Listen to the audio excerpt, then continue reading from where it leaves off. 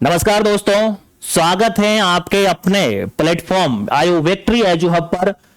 आप खुद देख रहे हैं, टीचर देख रहे होंगे, राजस्थान पीएसआई हिंदी। लगातार हमारी दो सीरीज चल रही है। एक तो पॉलिटी की सीरीज चल रही है 500 क्वेश्चन की, और एक चल रही है राजस्थान जीके की।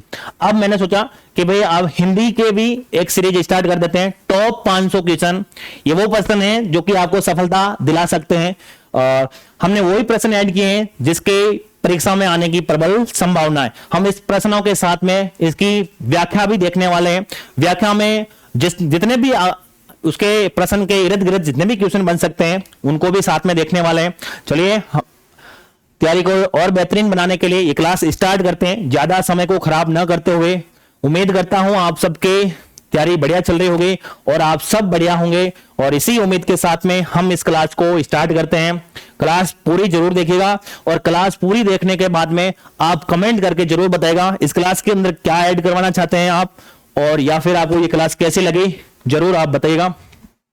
चलो स्टार्ट करते हैं।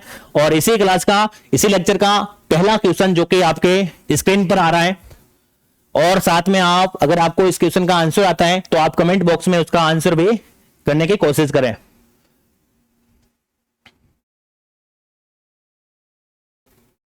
ये देखिए पहला क्वेश्चन है, और क्वेश्चन सब इंपॉर्टेंट है और सब बढ़िया लेवल के क्वेश्चन बनाए रखे हैं। हर क्वेश्चन इंपॉर्टेंट है और क्वेश्चन आने की भी प्रबल संभावना है। देखिए पहला ही प्रश्न, देखिए पहला प्रश्न है पवन शब्द। ध्यान रखना, सब अलग अलग हर एक में संदेश भी है। और एसआई के अंदर आप सबको पता होगा एक पेपर पूरा हिंदी का होता है, और जिसके अंदर 200 नंबर का वेटेज रखा हुआ है, और 200 नंबर काफी कुछ मायने रखता है।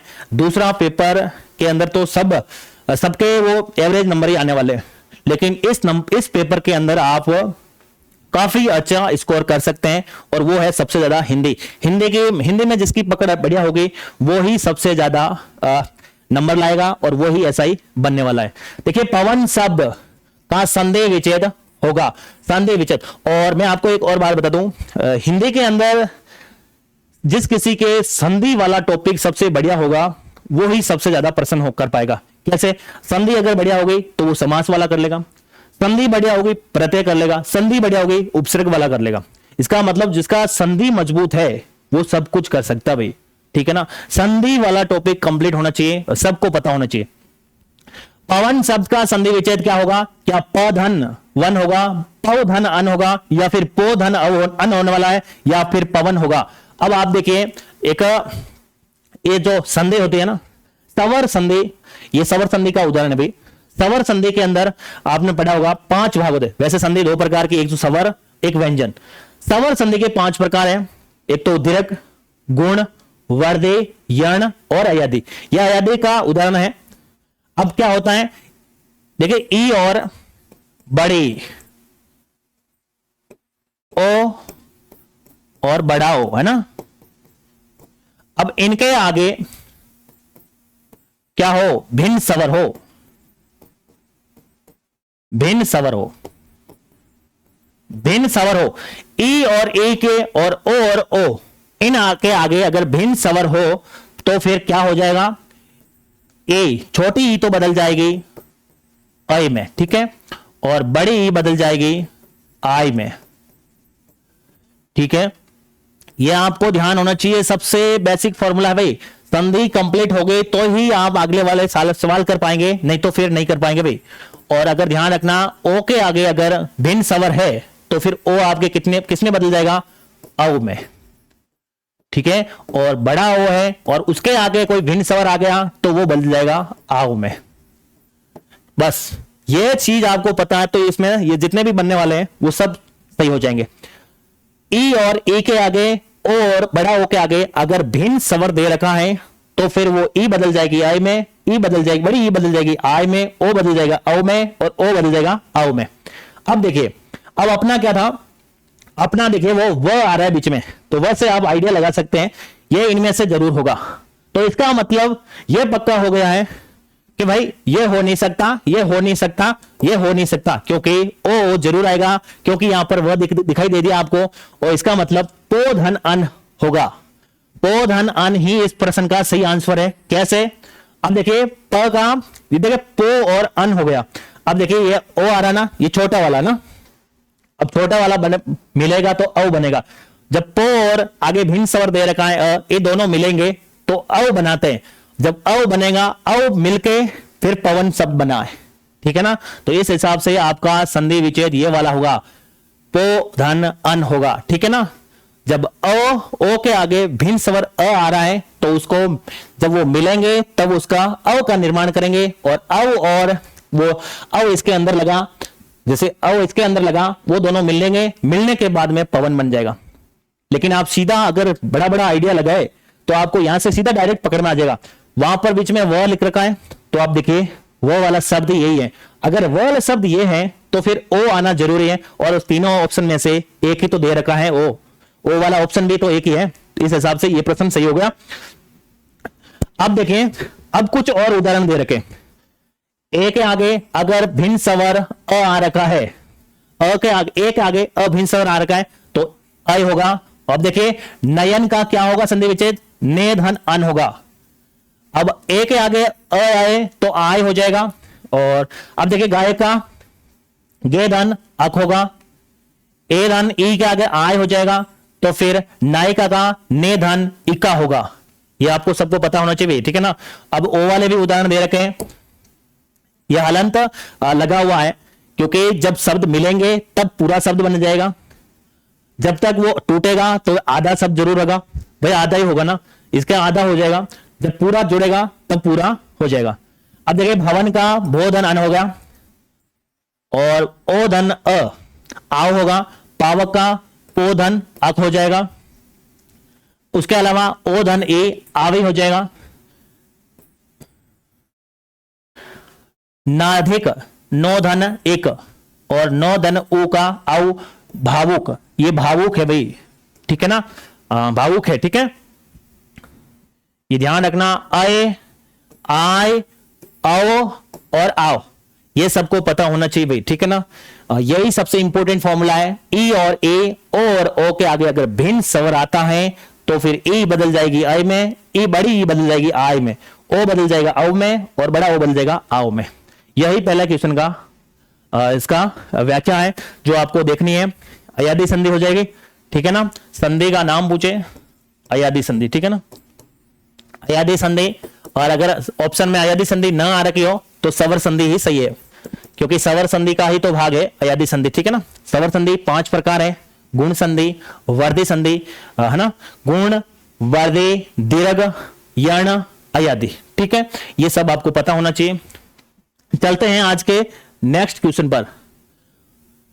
देखिए नेक्स्ट क्वेश्चन भी इंपॉर्टेंट होने वाला है भाई, प्रत्यय से संबंधित प्रश्न आ गया।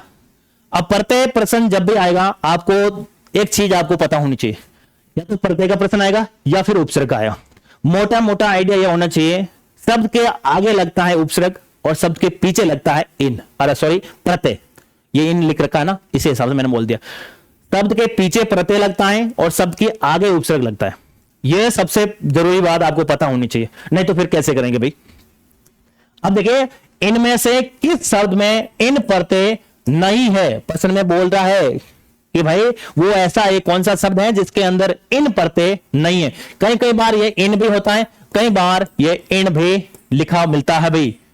इसका मतलब ये दोनों ही सही है भाई, या तो ये मिलेगा या फिर ये मिलेगा, ठीक है। अब देखिए पहला शब्द है क्या नमकीन है, सही। क्या नमकीन वो शब्द है जिसके अंदर इन प्रत्यय नहीं है, या फिर रंगीन है वो शब्द, या फिर गमगीन है, या फिर शौकीन है, कौन सा वो है जिसके अंदर इसका सही आंसर होगा। तो देखिए इस तरीके से जो भी प्रश्न आते हैं, अब आपको संधि काम आने वाली। अब आपको क्या करना है, इसके अंदर एक शब्द बनाना है भाई, शब्द एक सही बनना चाहिए। जैसे ऊपर वाले में सबसे ऊपर वाला शब्द, अब जैसे कैसे बनेगा तो आप ध्यान रखिए, नमक एक शब्द बन रहा है, ठीक है ना, उसके आगे इन प्रत्यय लगा हुआ है, इसका मतलब इसमें तो प्रत्यय है भाई, कौन सा वाला, इन प्रत्यय। अब देखिए यहां पर शौकीन, तो शौक एक शब्द बनता है, ठीक है ना, शौक नाम से एक शब्द होता है, नमक नाम से एक शब्द होता है, और रंग नाम से भी एक शब्द होता है। लेकिन यह शब्द थोड़ी होता भाई गमक, ये गमक ऐसा कोई शब्द बना है आपने सुना है। संधि विच्छेद आनी चाहिए भाई, संधि विच्छेद अगर आएगी, हालांकि इसमें शब्द बनाना आपको आना चाहिए भी, ये ट्रिक ही समझिए, आपको इसमें शब्द निकालना आना चाहिए। भाई नमक, नमकीन से नमक शब्द बन रहा है, इसका मतलब इन, पीछे आप इन लगा के देखिए, नमकीन वापस बन रहा है। नमक धन इन नमकीन, है ना। रंग धन इन रंगीन, शौक धन इन शौकीन हो रहा है। लेकिन यहां पर गमक, गमक खुद का भी अर्थ नहीं निकल रहा है, तो फिर कैसे बनेगा यहां पर? इसका मतलब इस प्रश्न का सही आंसर गमगीन है भाई। गमगीन एक ऐसा शब्द है जिसके अंदर इन प्रत्यय नहीं है। ध्यान रखना, इस तरीके से प्रश्न आते हैं, उन प्रश्नों का आप सीधा आगे वाला जो भी शब्द आएगा उस शब्द को अलग करने की कोशिश करें, उनकी संधि विच्छेद करें, उनको शब्द अलग करें। जब तक उसका एक आगे एक बढ़िया शब्द बन रहा है, या फिर जो भी एक शब्द बनना जरूरी है भाई, अगर जिस शब्द का कोई अर्थ ही नहीं निकले तो फिर उसमें वो नहीं हो सकता। ठीक है, अब देखिए इन प्रत्यय से और भी काफी शब्द हैं। अब देखिए, एक तो शौकीन हो गया, एक प्राचीन हो गया, प्राच धन इन, शौक धन इन, कुल धन इन, है ना, यहां पर भी शब्द बना है। साल धन इन, ग्राम धन इन, ये देखिए इन आ गया जो कि यहां पर लिखा हुआ, कहीं कहीं ऐसा मिलता है भाई। इस हिसाब से ये सब इसी के उदाहरण है, किसके? इन के। तो आपको ये भी पता होना चाहिए, शौकीन, प्राचीन, कुलीन, शालीन और ग्रामीण, इन सब के अंदर कौन सा प्रत्यय है? इन प्रत्यय। ध्यान रखना, प्रत्यय हमेशा शब्द के पीछे लगता है और उपसर्ग हमेशा शब्द के आगे लगता है। यह चीज तो आपको पता ही होनी चाहिए। और सबसे इंपॉर्टेंट, संधि के बारे में पूरी जानकारी होनी चाहिए। जब तक आपको संधि के बारे में जानकारी नहीं होगी तब तक ये प्रश्न करना मुश्किल है भाई। ठीक है ना। हालांकि चलिए आज का नेक्स्ट क्वेश्चन लेते हैं। हाँ, ये भी क्वेश्चन इंपॉर्टेंट है और इसके बारे में मैं आपको एक बता देता हूं। अब देखिए, एक शब्द आता है तत्सम और एक आता है तद्भव। हालांकि इसमें कोई ट्रिक वगैरह तो वही लगती कि नहीं, लेकिन आप फिर भी आप मोटा मोटा आइडिया लगा सकते हैं। जहां भी आपको तत्सम शब्द पूछा जाएगा, देखिए किस विकल्प के अंदर सभी शब्द तत्सम है।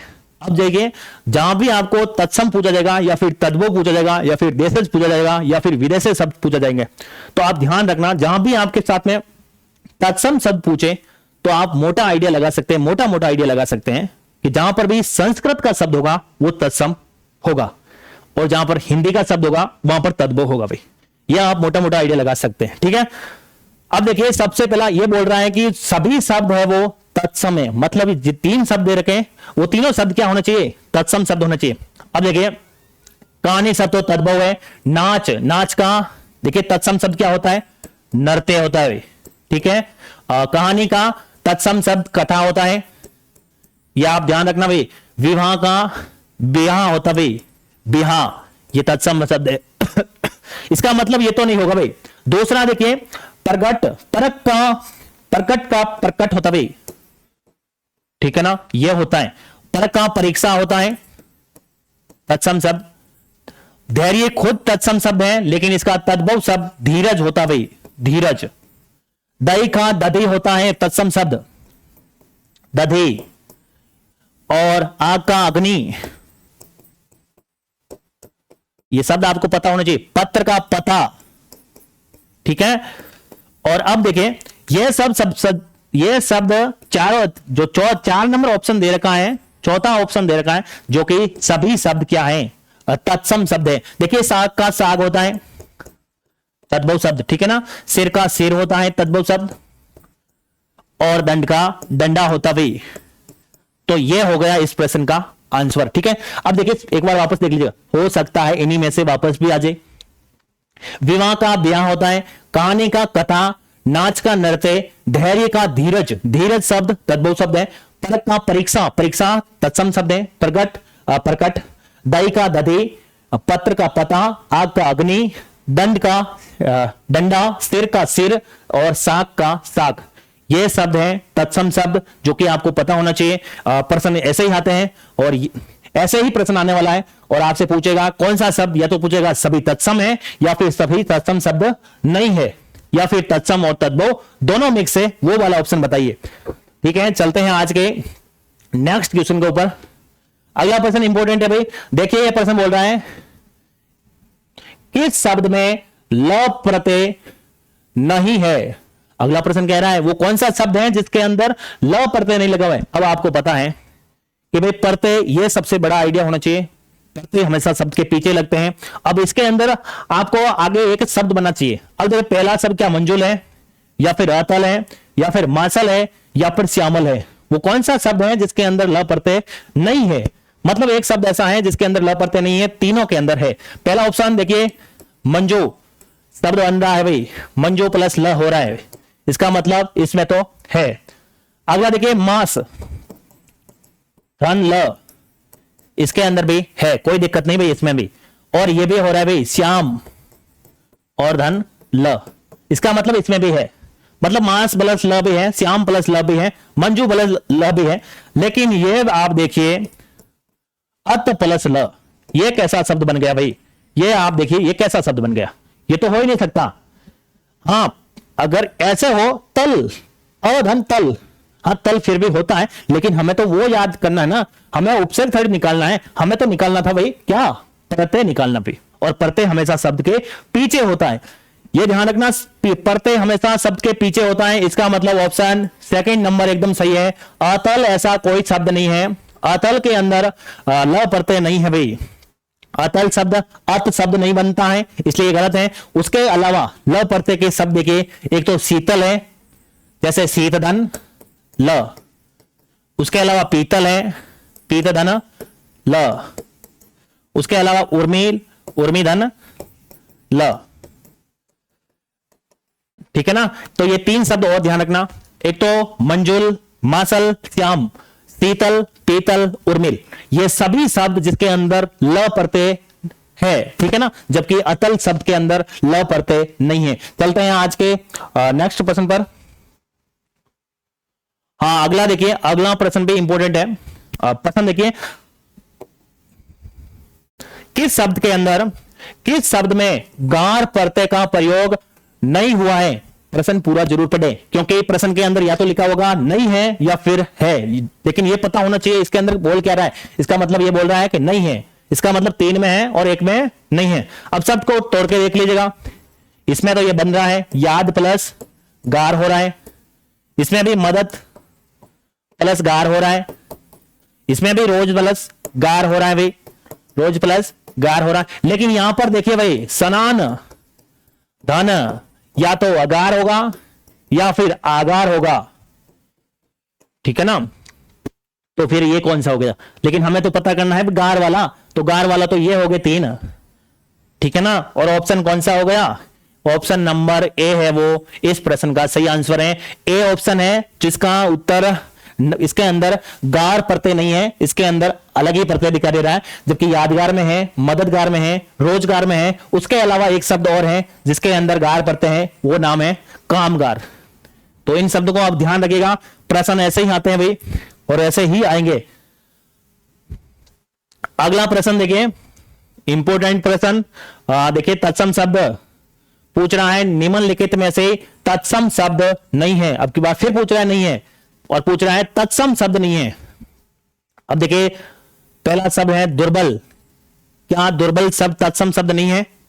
तो भाई दुबला होता है इसका तद्भव, ठीक है ना, दुबला।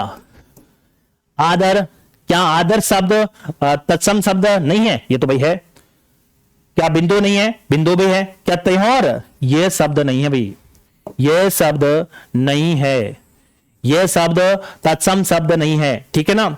तो ध्यान रखना, दुर्बल, आदर, बिंदु, ये तीनों शब्द तत्सम शब्द है, जबकि त्योहार, त्योहार शब्द है वो तत्सम शब्द नहीं है, ये तद्भव ही है भाई, तद्भव शब्द, जबकि ये तीनों तत्सम और ये भी तत्सम, ये ध्यान रखना, ठीक है ना। उसके अलावा देखिए और भी शब्द पूछे जाते हैं, देशज शब्द पूछता है वो, अरबी शब्द पूछता है, तुर्की शब्द पूछ लेता है, कभी कभी फारसी शब्द पूछ लेता है। तो आप ध्यान रखिएगा, अरबी शब्द का देखिए, अरबी शब्द है कुछ अल्लाह, इरादा और इशारा, ये तीनों शब्द किसे हैं?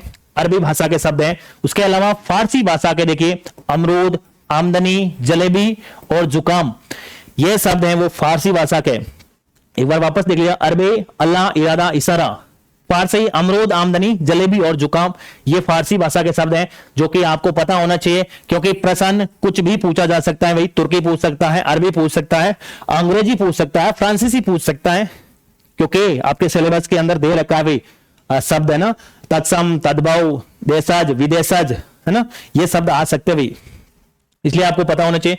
चलते हैं आज के नेक्स्ट क्वेश्चन पर। अगला प्रश्न उपसर्ग से है भाई, उपसर्ग का ये प्रश्न, पहला प्रश्न ही आया अभी तक। अब उपसर्ग का प्रश्न आया। अब आपको पता है प्रत्यय पीछे लगता है, उपसर्ग शब्द के आगे लगता है। तो देखिए इनमें से किस शब्द में कोई उपसर्ग नहीं है, आपको वो शब्द बताना है जिसके अंदर उपसर्ग नहीं है। बेकार, क्या बेलदार है, क्या बेखबर है, क्या बेगुनाह है। अब देखिए इसमें भी अर्थ निकलना चाहिए, जो भी शब्द पीछे बचेगा उस शब्द का अर्थ निकलना बहुत जरूरी है, प्रत्यय और उपसर्ग दोनों के अंदर। अब देखिए सबसे नीचे वाला देखिए बेधन गुना, इसके अंदर तो भाई सीधा सही है। और बे का मतलब जो ये उपसर्ग दे रखा है, बे का मतलब या तो अभाव, अभाव होता है ना, अभाव, अभाव मान सकते हैं। बे का अर्थ अभाव या ग्रसित नहीं है ना, अभाव, अभाव सही है भाई, अभाव या ग्रसित नहीं है ना। हाँ तो देखिए बेधन गुना हो सकता है। अगला है बेधन खबर भी होता है भाई, बेधन खबर भी होता है। लेकिन ये देखिए बेलधन दार या फिर बेधन कार होता है क्या, बेधन कार होगा क्या, बेलदार होगा, बेधन लदार हो सकता है क्या, ये शब्द ऐसा बन सकता है क्या, बेधनदार, या क्या ऐसा शब्द बन सकता है क्या, बेकार हो सकता है, बेलधनदार होगा भाई, लेकिन बेधनदार थोड़ी हो सकता है, बेखबर हो सकता है, बेगुनाह हो सकता है। इस हिसाब से देखा जाए बेलदार ऑप्शन आपके सही है।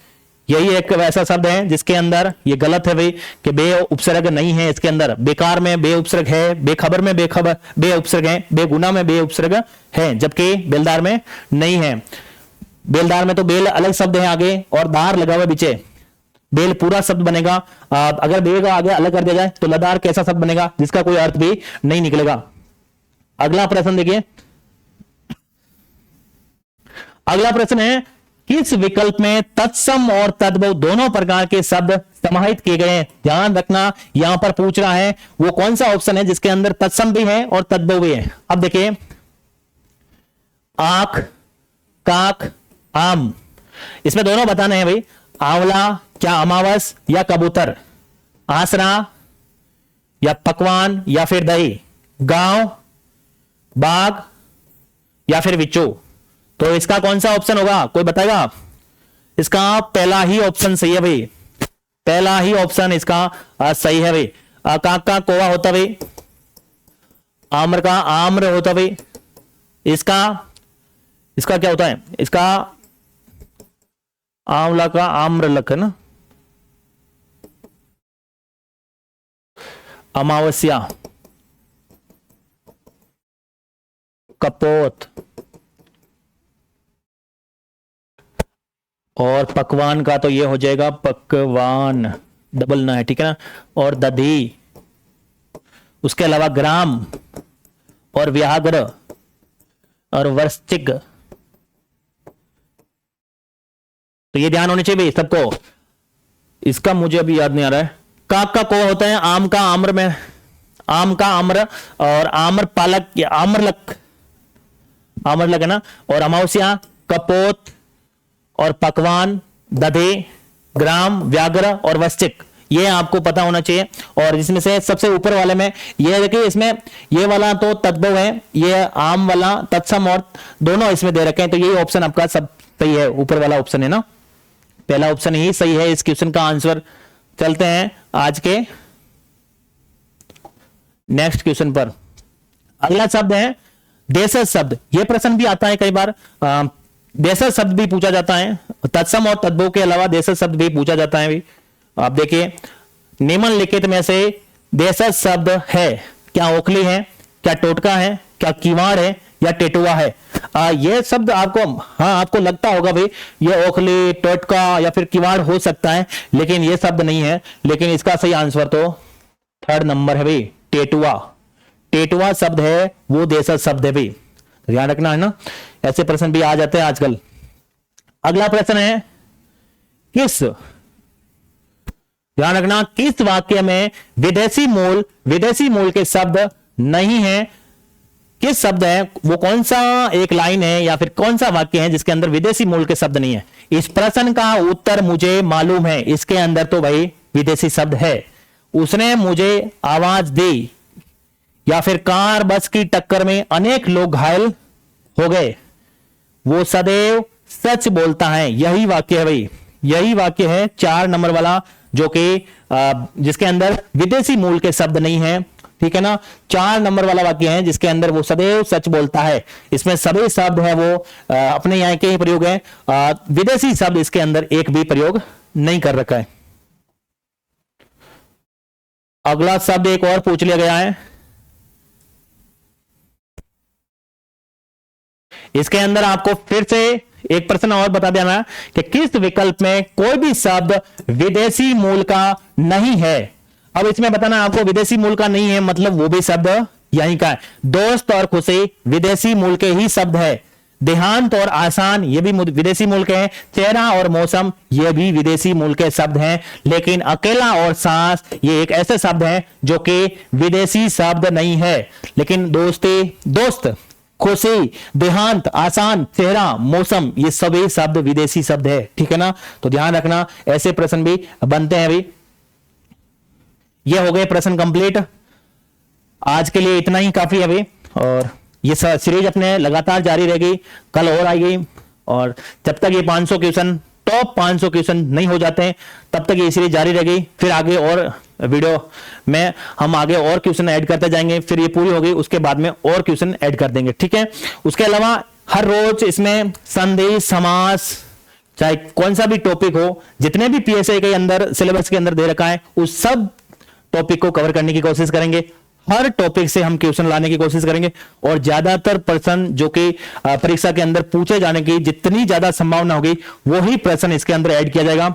तो ठीक है, मिलते हैं एक नेक्स्ट वीडियो के अंदर। तब तक अपनी तैयारी को जारी रखिएगा, बढ़िया बनेगा। और क्लास आपको कैसी लगी ये कमेंट जरूर करिएगा, बताइएगा हमें भी। बहुत बहुत आपका धन्यवाद।